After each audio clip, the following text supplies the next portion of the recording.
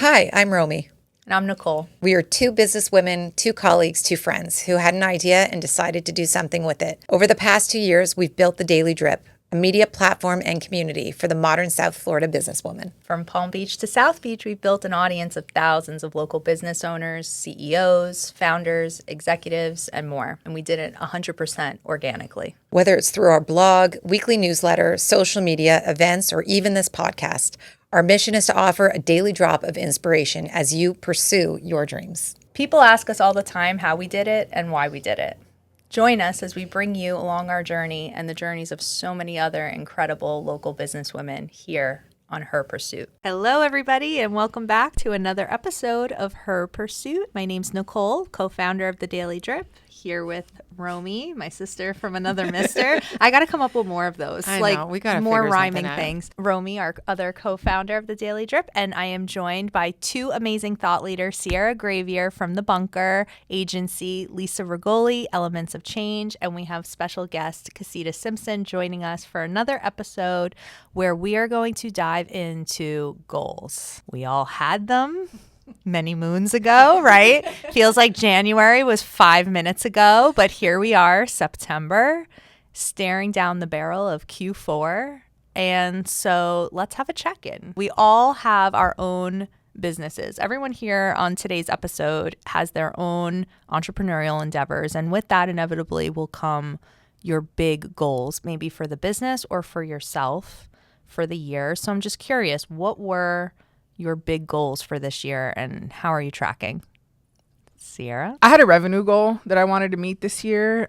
So I sell insurance, commercial insurance specifically, and I'm probably going to miss it for this year. I also onboarded. I mean, it's not all bad, right? Like I think I'm a little too lenient with myself and my goals. I probably need to hold myself more accountable. But I'm not hitting well, I might, but I don't believe I'm on the track to hit my big, hairy, audacious goal. But I have done many, many other things this year that I did not plan for that have filled my cup or have helped me, move the needle in my business in other ways. So am I upset that I'm not going to hit the money goal? I should be. I think I should be more upset. Yeah. But maybe those other things kind of curbed it. What were some of those things? So one of the main things is this community, right? Like being so involved in this community, it means so much to me. And I think that's also maybe the shift where the goal is always monetary for the business, and it should be, right? But I think I struggle as a business owner do I run my business as an insurance agent? Maybe I should run it as a business owner. And I struggle with that because I think I make insurance decisions for my business. Like if I don't feel comfortable with the piece of business, or if I feel like the client is like lying to me about like what's on the application, like I have no problem walking away, right? But at some point, there's more aggressive business owners that would be like, well, business is business. We got to write the business. Right. I struggle with that. So I think maybe if I can learn that in in the remainder of Q4, Q4, maybe that's my goal, to just maybe be more aggressive. But yeah, I think that I've gotten speaking opportunities. I had a goal for my speaking. It's the first time that I asked for a larger number and I didn't get it, and that's okay. But you asked. I asked. Yes. Yeah. I asked. So there's the monetary piece of it. It's not here, but I'm that type of like confidence, I guess, that I'm gaining in myself. I'm a published author in the Daily Drip magazine. That's amazing. And I actually just got shocked by being published in an industry specific magazine that's going to go across the country with my giant face on it. My face is one whole page. Daniel Wakefield. Thank you, Daniel Wakefield. A beautiful face that you have. Thank you. When I got it in the mail, he's the first person I texted. Because I didn't expect that. I knew I was being interviewed for the article, and I thought it was going to be like a half a page column, like because they do some of those like editorial columns. When I opened it and I saw the table of contents and I saw my face, I said, oh, I'm on the table of contents. Like I have a page assigned to me. And when we flipped to that page and one whole side of it is my face, I couldn't believe it. I sent him a picture and I was like, this is unbelievable. It's because of you that like I got a whole page. But I digress. So there's monetarily, no, I didn't reach my goal, or I might, but I'm not on track to reach that goal. But there is a lot of other things. I've grown my team. I'm learning how to lead people. I'm not really the best leader. So my good friend over here, Lisa, is a therapist for me when it comes to that. Like, it's a lot of growing pains, I think, that I've had this year, which I didn't account for. I think it's important to note when we're talking about the goals, though, like not to throw the baby out with the bathwater, and that not always are we not hitting our goals because of something we did or didn't do. Maybe the goal wasn't really aligned. And so even reflecting on that, right? But like, I love the fact that you're looking at all the things you did accomplish, because that one thing shouldn't take away from all the good things that happen. That's awesome. It's The Gap in the Gain. That book is life-changing. Sitting on my desk. It is, I haven't read it yet. It literally stares at me every day. so good. The book is life-changing. It's called The Gap in the Gain. And I have like screenshots. Like, I'll take pictures of the book while I'm reading it, because I'm a studier. I'll highlight and listen at the same time. And like, they're in my favorites, and I'll look at them. And when I'm having a really bad day or a bad month, or I lost a big client, I think to myself, just where were you last quarter though? So even though in the days, and if I'm only looking at the metrics of the revenue, I'm growing, but it's just not at the pace I wanted to, then I'm like, okay, well, it's still a really good year, right? Sometimes these goals, and for me, I don't know if it's because maybe I just have a problem with holding myself accountable. So it's like I soften it for myself. That might be it, which I don't necessarily think is a great thing. But I do try to look at the business overall. Like, I mean, I went from 0 employees last summer to now having 3. You're rich in accomplishments. So you may not be monetarily rich, but you're rich in accomplishments. That is so sweet. That's beautiful. Honestly, when you hear it loud, thank you. Well, that's what I heard. I did this, I accomplished this. I had this big spread. Like, that's rich. Like, That's kind of how I'm trying to look at it. And you know, Nicole and I had this conversation too. Like, this whole conversation of, you know, even being a thought leader, like, where do you want to be? What do you want to be perceived as? What's the name that you want to leave for yourself, right? So I'm exploring those avenues too of like, there's more to Ciara than insurance, right? Like, it's just insurance. I'm not doing life-changing work with insurance. I but just love this, though. It was funny because a few episodes back, if you listen at the beginning of the year, we did like a around the table. What was your one word for 2024? Do you remember that, Ro? Yeah. And my word was immersion, because I knew I was going into this year and it was going to be a year of change. And I suck at change. Like, I am really, really bad at it. I have a really hard time. So my whole goal, everything for this year was to just move through all the transitions that I knew that were coming with grace, just be open to new people, new things, new ideas, new books, new experiences, new everything. And just let this be a year where I don't have a revenue goal tied to me. I don't have some kind of KPI or metric tied to me, but just this is the year I'm going to change, and things are going to change around me, and I'm just going to get through the change. That was what the whole year was. And sometimes, like, that's got to be enough. That's got to be the goal. I think for us anyway, like, as we're, you know, twisting and turning and figuring out new things, like, in all of it, every time we see a message, every time we get a text, every time one of you amazing women say, thank you for this, or this conversation was so impactful, I think that to me is what we're measuring ourselves against. Is that response. Like, to me, the other stuff is going to fall into place. The revenue and all of those things are going to happen, but every single, and we pour over them. Like, I hope that everyone knows, like, the impact it makes on it. Like, we're screenshotting them. I send them to my mom,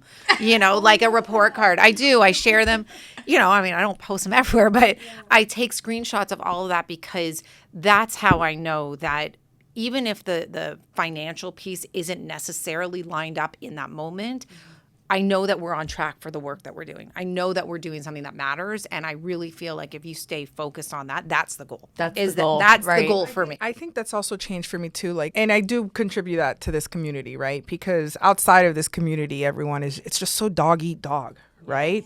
And you can get caught up in it, or you feel like you're left behind if you don't have that mentality or the attitude. And I'm not naturally like that. Like, I'm not competitive by nature. Like, I like to win, obviously, but also if I lose, I'm just like, oh, okay, I learned from it. Like there's people that just cannot handle not being number one, and that's not me by nature. So I think that this community has also helped me be around powerful business women that some of them are really aggressive with winning, and I take what I can from that. And maybe next year I need to be around them a little more so I can get some more of that, right? But like, I think that the season of my life that I'm in, which I'm kind of figuring it out still, is I want to do what feels good. This year, what I need is to feel good because I don't. So this space, maybe that's why I'm so protective of it. It is giving me that. So while is the money there? Yes. Is my business growing? Absolutely. Are we retaining? Yes. Am I where I wish I would be? No.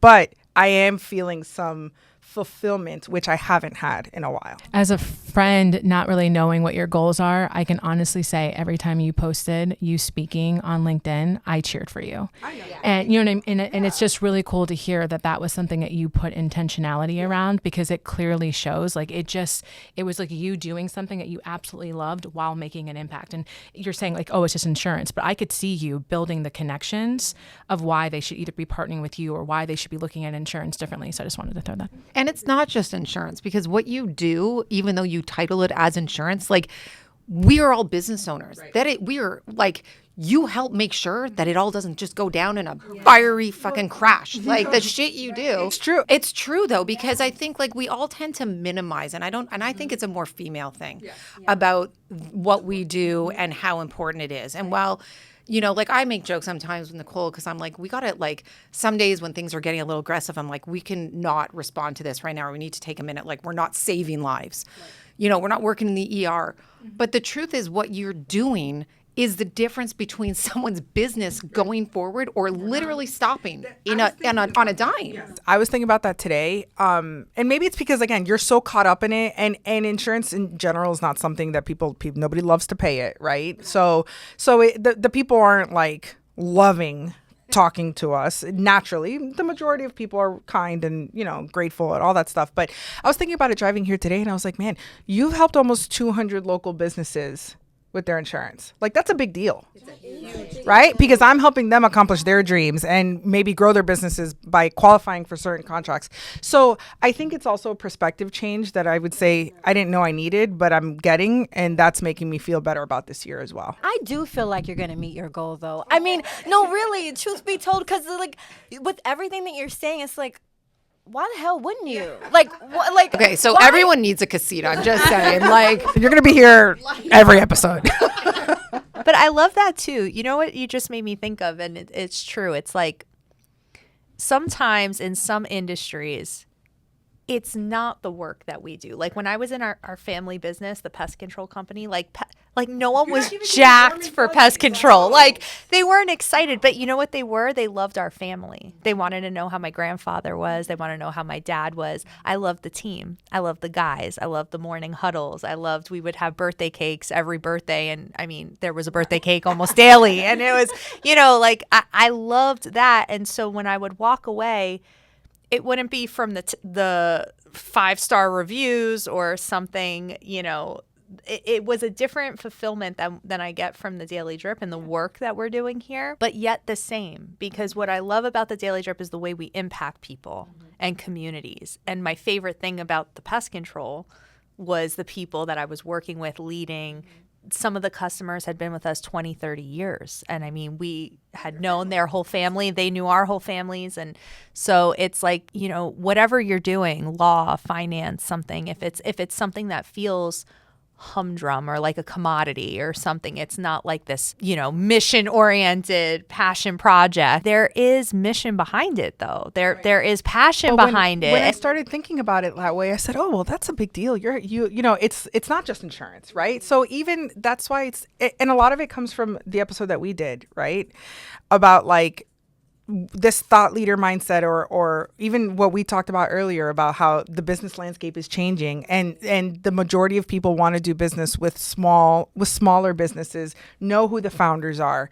And we talked about that, and it just takes me a while to like implement these things to get out of my own way. But like the thing of, well, I mean, if people have to buy insurance, they're going to want to buy it from the person that they know, right? And they want to help support a young woman entrepreneur in the community. Especially someone that is a young woman entrepreneur that's helping other young women entrepreneurs. Like, let's not gloss over your speaking engagements are not just on what's trending in commercial insurance. Your speaking engagements are on leadership in the insurance industry and the landscape and business building and team building and being a woman and being a Latina in these spaces that are predominantly male. And I think that's what the perspective, the finding the community, right? Of I've never been in a community like this one. So like I'm almost like reflecting off of all of you and seeing what you guys see in me. And I think it's like this is the year of that, of just being able to like own it. Right. And then portray myself that way, which is what you've told me. The main character, I gotta like accept it and just lean into it. Right. I think that every one of us and everyone that we come across, the work that we do is so much more impactful than we give ourselves credit for. I mean, what you do, even if I took it down to like the Enneagram alone, the gift that it was for me to learn about myself, that translated into how I communicate with the people closest in my life. And we've talked a lot about that. Like, it had me thinking about how I talk to my kids, how I speak to my parents, how I speak to my husband, how I, what kind of leader do I want to be? So like, it's not just, I think that what we're all doing is so much bigger than a job, because I think we really genuinely care about, like, it goes far beyond just the product that you're delivering. It's not just a policy. Right. It is literally their business. It's not just here's a CRM. It is literally changing the trajectory of their business. Like all of these things, helping teams transition through leadership. It is really, it matters. And I think that we happen to be in a community of people that all share that. Like, it's bigger than us. Well, and that's why we are all self-employed, right? Because when you're self-employed, it can be bigger than you. And it can be much more impact driven because you can kind of drive the ship in the direction you want to go. But yeah, I couldn't agree more with that. Lisa, what's your big goal now that we're talking about Enneagram and leadership transition? What was your big goal? I feel like every time I turn around, you have a new hire. And it's interesting because when I ended 2023, it was just me and I was saying yes to all the things. So my big goal for 2024 was, how do I niche down specifically and focus on healthcare and retail in a way of how do I impact those teams? So as an HR consultant, that's specifically what I wanted to do. And honestly, like in the beginning, I was failing because the burnout I was feeling in 2023, I ended up feeling in 2024, meaning I wasn't traveling as much, which is great as a mom of 2 little kids, and I was home all the time, but being the marketing and salesperson, being the actual deliverer of all the content, doing the speaking engagements, doing all these things, I was like, holy shit, something's got to change, because this goal is now no longer exciting. This goal is now draining, and it's when I realized that, hey, the niching down was a start, but in order for me to scale the way that I wanted to scale, I had to bring on a team. And that was scary in itself, because then I had to trust that other people were going to follow through with my mission and talk about change. Like, as much as I'm talking about team and I'm helping people with team, bringing on a team was the scariest thing I had to do. Yeah, well, you're now trusting other people. Correct. And it's hard when you care as much as you do about what you do. Are people that are not the owner and have the same vision, are they going to care as much as I do? And I don't know that anyone will ever care as much as. I think that's just not reasonable. But I think a good leader is going to have their people buy in and recognize like the what they're a part of, and especially when you treat them in a sense that like, we're doing this together, carrying out our mission. But even to go a step further, because I think what you're saying resonates, but why it's still hard, when you guys talk about the text messages you get and we get to see what those text messages are, we're either giving it to you too, but to see it and know that we're all feeling the same thing. The idea that my team now gets those text messages versus me makes me like, I'm like, I want those. Am I making sense? Like, it's like stepping more into a CEO role and just being the marketer and sales. I feel like I don't want to lose the connection, but I have to separate. And that's what I'm learning the last half of this year. And it's hard. It's hard because. Well, that's because you care so much. Yeah. how do I care less? Yeah. Is there an episode on that? Do you know what I was told when I was working at my previous employment that will remain unnamed, that I cared too much. You need to care less. And I thought, I hear what you're saying. I have absolutely no idea how to do that. And I don't want to. Well, that's because it's a revenue position. You're costing them money by caring so much. But I was That's like, what happens. it's like when people say it's just business. It's not. It's business. It's not just business. It's somebody's it's like a part of them, what they've put into it. It warrants attention and respect and value. I'm so proud of you, Lisa. That's though. amazing. That's a lot of team to take on in a small amount of time. I'm so scared. You really floored that. Yeah, I like that. I like that. I mean, I love it because I'm not a half-ass person myself. It's full ass only. At what point? At what point of the year though did that change? Because you said you came into 2024 burnt out. So when did you decide to pivot and say, I'm not just niching down and saying no more, I'm also bringing people on? Like, when did that happen? It was April, my birthday month. I was like, something's got to change. I'm getting older and I cannot keep running at this pace. Wow. Good for you. Good for you, Lisa. Casita, what was your big 2024 goal? Making goals is a high-low situation for me. So I dream really big. So I'll make really big goals. And I sometimes will forget the goals that I make. So it's like hearing all of you ladies talk about experiences. I'm like, oh, I did have that goal this year. Oh, I did have that goal this year. And it's like, okay, well, which one of them is the most meaningful to me at this moment? And I guess I would have to say that exactly where I'm at is a successful goal. So let me play this out. So basically, I had a period of time where things weren't necessarily going well in the business. In fact, I really thought that I was going to close up shop and you would not even see Casita today. That's the way that it was looking. That's the way that everything was going. I had an amazing team ending 2022. I had an office, had about 5 employees working for me. Things were great. 2023 rolled around and things just started to really take a different kind of turn, to the point where at some point in 2023, I don't even know when anymore, I lost everybody. Had no employees, basically restructured and redid everything, niched down, and really became intentional. Took the time to reflect, to say, okay, you know what? Maybe this happened for a reason. Maybe the type of business I was trying to build a foundation on and scale wasn't scalable. So how do I pivot now and make sure that whatever I do now is scalable? Because burnout, girl, I felt it, experienced it too many times to count. And so even with having a team, because of the way that I was running the team, I had the team, but I was still in the business, not outside directing and telling these people what to do, which makes it slightly different. So being on this side of it now, it's just like, okay, when I started 2024, I was wondering, do I start hiring people to support me? And what does that look like? And how do I do it better than I did it before? Because I do want to scale. I focused on only doing it by myself, focused on, just building up something solid. And then I reached to the point, which really happened last month, is when this really happened. I said, okay, well, I don't want to do things that I've done before that resulted in me getting to a burnout. So I need to now think about what it's going to look like to hire some people to help me. And how am I going to do this?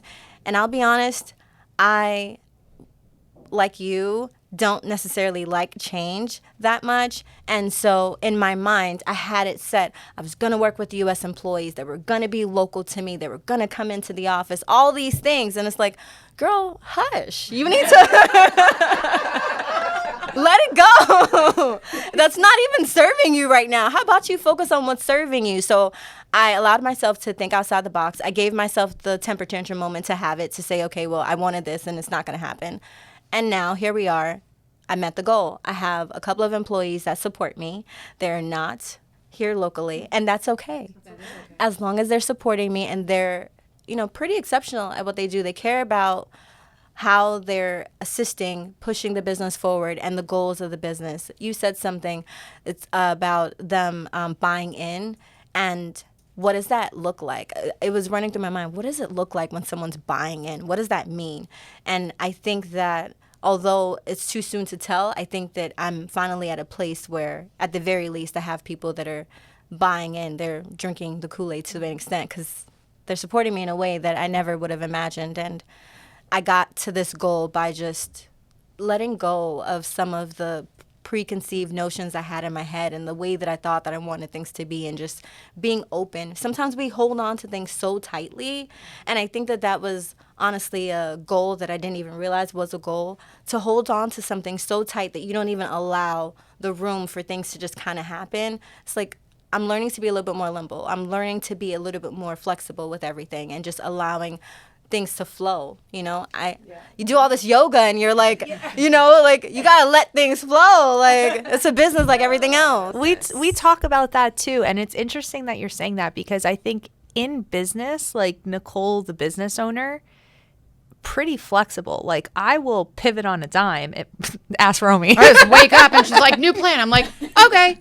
I will, gather observations, feedback, information. I will do a strategy session, and I will ruthlessly throw something away that we had invested months in, or we had put so many things in. Lisa got to witness some of it. Lisa witnessed it, and I will do it. But Lisa also witnessed I struggled for one point. It was the most unadaptable I was in that one scenario that had to do with our curriculum and sharing so much of our how-tos with our community, and where was the right place for that. And I want to make sure people have resources to help them on this journey. And Lisa really helped us navigate that. But that was the most rigid I ever was in holding something other. But then I threw it away. Like, I was like instantly. Threw it away, and in the hot tub we went. It was right? But I will give myself a pat on the back, and I do attribute a lot of the success we've had to that level of flexibility and adaptability. It is so critical, especially when you're building something that's not as straightforward of a service or a product, like insurance. To model it out. Yeah, the Daily Drip is kind of, this anomaly. It's media, but it's community. It's learning, but it's connection. It's all these things. And I didn't have a reference point to say, here's how to build a law firm. Here's how to build this, right? So we, to survive, had to be flexible and adaptable. But like, I will not be, or I give myself a hard time, like, on me. Like it's hard for me to change like a mindset. It is hard for me to change my mindset. So if I had to not be flexible for some reason, that would be a hard sell on me. Mm-hmm. If I have to be gracious through a change, it's the grace that's a hard sell on me, because I need to be perfect and I need to do everything just right, and it should go smooth, and it should be, all the things. And so it's so hard for me to just cut myself slack. And I think that this year, for the first time in my life, I didn't have like a revenue goal, a personal savings goal, a personal investment goal. I mean, I have lived my life around those types of bars to set and know, am I winning or losing? Like, am I doing good or not? And this was the first year that I went into this year saying, no, this is going to be the year where the goal is not to have those goals. The goal is just to let this plan that you've put together that's going to cause a lot of things to change. Like, your consulting firm is going to look very different. The Daily Drip is going to look very different. Your lifestyle at home is going to look very different. Romi and I working together is going to look very different, more intense, I would say, even more structured, not, nooks and crannies anymore, like actually building, a legitimate workflow here for us. And all these things are going to be different, and it's going to feel annoying, and it's going to feel frustrating, and you're going to have shitty days, and you're going to have days where you really are disappointed in yourself, but we're just going to roll with it. And so I am proud to say that I'm very happy with the way I handled this year. I think it could have went way worse. I think it went gangbusters. I don't know if my husband would say the same, but I'm very proud of myself. Let's not even go there, because all I hear from my family is, do you want to do this? And I say no, because I'm tired. And they're like, I bet if Nicole asked you to do it, you would do. Oh yeah, this is the story of my life. So before this conversation, oh yeah, don't ask. My daughter's like talking to Nicole for a change. I'm like, yes, okay. Like Nicole bought her a present just to kind of buy her affection, to kind of smooth it. Yeah, okay. But it did Abby, go far. those salt shakers were for you. Oh, she knew. But when we were coming into this podcast saying, okay, goals and whatever, and I'm a little loose about it. Like I'm not a Maria Maldonado Smith. I don't have the images and all of that. I'm not good with specific goals like that. But I came out of 2023 feeling really shitty physically and emotionally. It was a very hard year for a variety of reasons. And at the beginning of the year, I was looking at podcast clips and I was very upset at what I saw. Not what I was sharing, but how I looked. Because what I was looking at was someone who has cared so much about like just their overall physical well-being. Like it helps me stay off the news. That's the truth. Like I work out so that my family can continue to live a happy life and so that I don't punch people in the face. But all of a sudden I'm looking at this reflection of myself and it was very upsetting to the point where I didn't even want to reshare the clips, even though the content was good, because all I could see was a year that had really taken its toll. I had stopped doing things for myself. I had stopped caring about things that were important to me for the bigger picture. And so I'm happy to say that I brought those things back. I reprioritized, and it's still a struggle, but I feel so much better because I can see that I did put those things in place that like make me more productive, make me feel better. And when I feel better about myself, it makes me feel better about the work I'm doing. So from a goal standpoint, I feel like we both did a good job of keeping each other accountable too, to say like, we're not dying again this year. Like this year we survived. Yeah, that was the big goal for Romy and I. I mean, my goal was just Congratulations. I mean, don't die. Just don't die. Like that's we did it. Seems simple enough. no, but we were both, she was trying to do more of what she loved and have more boundaries, and I was trying to help her keep them. You know, I can't tell you how many times she's like, but they invited me to this event or this event, and I'm like, and there will be another one. Take them to lunch. I feel go to bad. coffee. Like you can't. Like you have to rest. You have to sleep. And then she was a really good for me to say, we're doing good. You're doing good. We knew this was going to happen. We braced for this. We prepared for this. We have all these things in place. Like everything's happening the way we planned.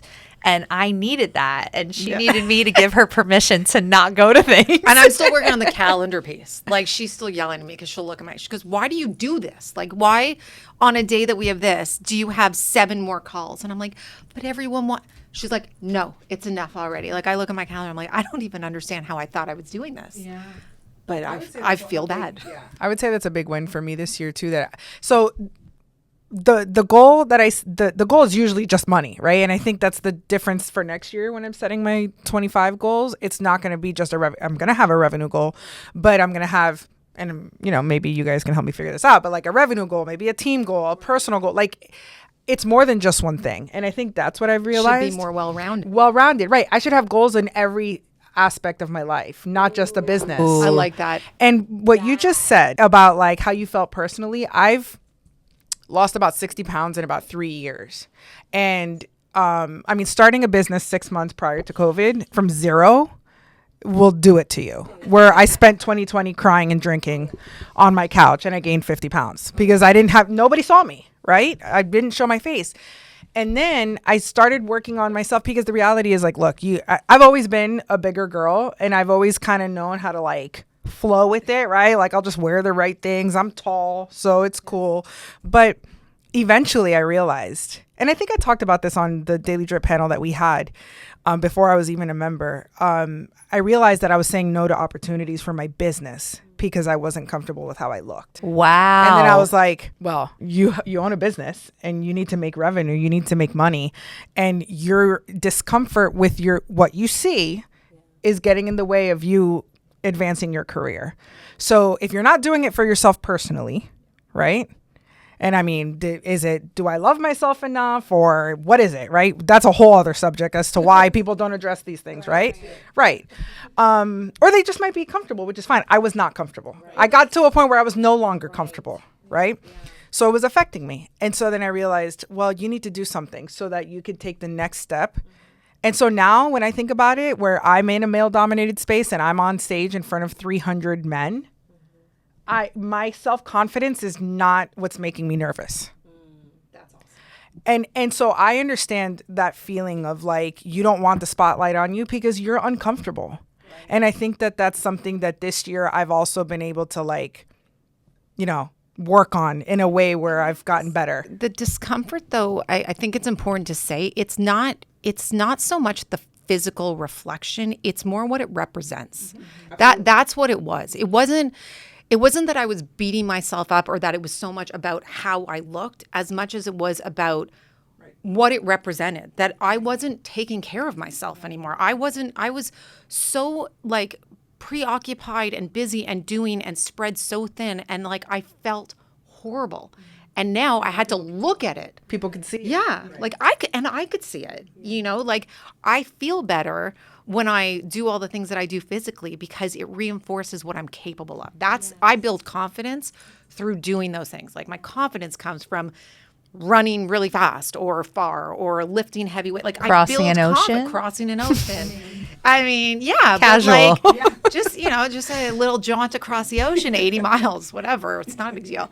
But I say that to say like that's how I get my confidence so that I can do the other things because it helps me overcome insecurities in other parts of my life. And that was gone. I think you just hit the nail on the head. And the big takeaway for any of our listeners is, are your goals like one-dimensional? Mine were. Absolutely. Right? Mine were. Is that the problem maybe? Or when you sit down at the beginning of a year or beginning of a quarter, are you making goals comprehensively to address the whole person or just one single identity that you have? And then with your teams, like, are your team goals just one-dimensional, or are you interweaving? Is that even a word? Interweaving? Woven? What? Elizabeth, I don't even know if that's a word. Intertwining. Interweaving? What the hell? It's all right. But are you intertwining like personal and professional development, team goals, company goals, and personal goals? And being flexible to adjust them. Like they're not written in stone. Right. Like it's okay to be like, I had this goal and I didn't hit it maybe because it wasn't realistic or in alignment or because I said it, but really why? Why did I set that goal? Like it really wasn't important, but it seemed like everyone else was doing it. So maybe I should throw that on the list. Like being okay to then change your goals, I think is important because everyone seems to be doing that. Yeah. All right. So to wrap up then this episode, everyone, let's go around the room. What's the one thing you're going to be focused on to wrap up 2024 from now till December 31st? What's the one thing? Lisa? I'm dancing because of our lock-in. It's community. When I think about caring so much, I was focusing so much on creating a community with my leads and prospects and my clients. But how do I create a community with my team where they actually enjoy working with me? I enjoy connecting with them. So the rest of this year, I'm focused on how do I really lean in on community? I love that for you. I hate to say that it's money, but it kind of is. I still really, really want to reach my goal, And I think honestly, I'm kind of already preparing because in my space, like Thanksgiving on, decision makers are not in the office. Nobody's buying insurance. Right. So it's kind of like we're working on Q1 already when it comes to certain aspects of it because they're gone 6 weeks of the year. Right. So I would say try to get as close to that goal that I had, but also like I'm already working on like implementing some stuff, maybe bringing on another appointment setter. I got one of my girls in my office licensed, to take her to the next level, to pour into her. She's getting married. So like moving people up, I think would also just be a good way to start the year for me next year. I love that. I think for me, it would be cultivating this team that I have and seeing if I need to add any more additions to the team, but cultivating them, being present for them, train them the way that I would want them to work on the different accounts that we have in our office and the accounts to come, because it will be helpful with me showing up and being present on the outside. I can do more speaking. I can do more networking and just know that I have a solid team supporting me. So nurturing them and making them be stellar people. Yeah. I think my goal would be, well, it's funny because when Romy and I launched this community, and community is definitely was our focus this year. So that was part of the reason I knew so much change was happening, because we went from a strict media focus to a community membership with tiers and like the whole thing. So Romy and I started the year and we said, okay, if we can end the year with 100, we'll be so happy, right? And here we are today. We have almost 100 members in our community, and we've still got months to go. So now we're moving the bar, because why not, right? But I think, like, could we end the year with 200 incredible local South Florida businesswomen that are part of this community, that are sharing and exchanging ideas with each other, maybe new thought leaders coming onto the thought leadership team, new experiences that we share together as a community. I think if we could finish the year with 200, it would be doubling the goal, and I would really have a lot to think about to say, like, are we even setting realistic goals anymore? Like, Then that wasn't your BHAG. no, Because it's but- not big, hairy. right? Well, to us it was. Right. To us it was. Yeah. Think bigger. I got to be like Casita. I was just gonna say, of course I think hell yeah, you're gonna meet the 200 goal. Like, what do you mean? Like, I would be more shocked if you told me that it was only 200 at the end of the year. I'm hoping that you'll tell me, yeah, I made 350. You know, like, aim high, man. Like, And put something in perspective. What was the goal for the launch party? I mean, it was so packed. That was insane. inside and outside. Like, it was. And your number was smaller. Our and- number was smaller. We said again 100. We work in hundreds. We're like, if 100 people show, we'll be so happy if they come to the magazine launch party and celebrate with us. And we easily had over 200 people there. I thought we were going to get shut down at one point. I'm telling you, I was having flashbacks of like my teenage years when my parents went out of town and we held a house party and it got way out of control. And my parents had white carpets, so there was no hiding what we had done. It was very evident. So, goals. I have to say, I don't know so much goals. Well, I have already in the works a new fitness goal. Because I operate well with that kind of structure. It helps me. I like to have that focus that's not related to the other things. But I will also say that with the new direction that we're going in, I'm loving the one-to-one interactions that I'm getting with each and every member. Like, my goal is to make sure that every single member that comes into our community feels welcomed, feels supported, is getting as much out of the experience, and is meeting the other members. And I love that we implemented that. It has been such a highlight for me that, like, every time I see the calendar like fill up with those, it gives me a ton of joy. So that'll be my goal, to make sure that everyone books their one-to-one. Yeah. Well, thank you guys for sharing your goals with us, sharing the pivots, sharing the mindset shifts. And for everyone listening, we hope that this inspires you to reflect on your 2024 goal, how you're trending. Is it time to make a shift? Is it one-dimensional? Do we need to expand the goal? Or are you like me and really like setting the bar super low? Maybe you need to challenge yourself a little more, but we've still got a few more months left of the year, and ain't no time like the present than to do it, right? So thank you all for joining us and listening. Thank you guys for being part of this conversation and sharing so much with everyone. And we will see you all back here on the next episode of Her Pursuit. Thanks for listening to this episode of Her Pursuit.